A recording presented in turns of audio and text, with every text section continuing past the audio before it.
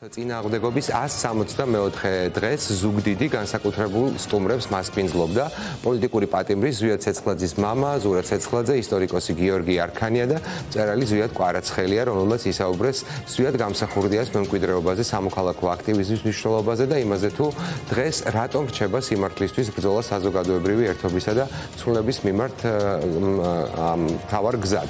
არჩილ თოდუა სამოქალაქო აქტივისტი, უნდა ჩაგვერთოს პირდაპირ ეთერში, არჩილ მშვიდობისა, მეც სწორედ ამ კითხვით გადმოვალ და მეც ამ კითხვით გადმოვალ თქვენთან, რატომ რჩება სიმართლისთვის ბრძოლის მთავარ გზად პროტესტი და რა ხდება ზუგდიდში აი ამ მიმართულებით პროტესტი დღევანდელ საღამოზე ცხადია გითხარით.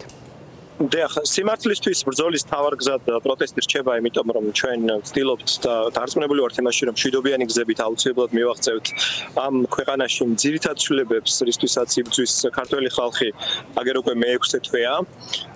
ზუგდიდში აქციები მიმდინარეობს უწყვეტად და არც ერთი, ანუ რაც 28 ნოემბრიდან დღემდე და მანამდე რუსული კანონის წინააღმდეგაც უწყვეტი აქციები მიმდინარეობდა და ჩვენი ხმა უერთდება იმ საერთო სახალხო პროტესტის ხმას, რაც საქართველოში ისმის ესე აქტიურად და ჩვენ ყველას გვჯერა ის, რომ ამ ბრძოლას აუცილებლად ქართველი ხალხი მოიგებს, იმიტომ რომ გარდა იმისა, რომ ჩვენ უნდა მოვიგოთ, სხვა ალტერნატივა უბრალოდ არ არსებობს. ჩვენი ქვეყანა ნამდვილად იმსახურებს იმას, რომ იყოს თავისუფალი დემოკრატიული სახელმწიფო, იყოს ევროპული ოჯახის სრულფასოვანი ნაწილი და გვჯერა და ზუსტად ეს რწმენა გამარჯვებისადმი გვაძლევს ძალას და მოტივაციას იმისას, რომ ყოველდღე გამოვიდეთ და მართოთ აქცია მათ შორის ზუგდიდშიც. კი, ზუგდიდი გამოირჩევა სწორედაც აი ამითი აქციის სხვადასხვა ფორმებით თუ პროტესტით.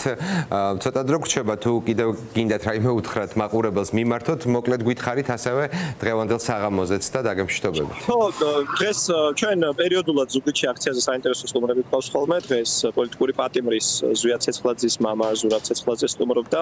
ჩვენს ქალაქსაც ყავს მათ შორის 3 ადამიანი, ვინც უკანონო პატიმრობაშია, საბა ჯიქია, ლუკა ჯაბუა და ჯანო არჩაია და ჩვენი მთავარი მოთხოვნა სხვა ყველასთან ერთად არის ზუსტად რეჟიმის ტყვეების გათავისუფლება. ეს ადამიანები დღეს ციხეში კი არა, თავისუფლებაზე უნდა იყვნენ და ყველანი ერთად უნდა ცხოვრობდეთ თავისუფალ დემოკრატიულ სახელმწიფოში და გვჯერა და გვწამს, რომ ამ მიზანს ყველანი ერთად აუცილებლად მივახცევთ. მადლობას გეტყვით, დაგემშვიდობებით.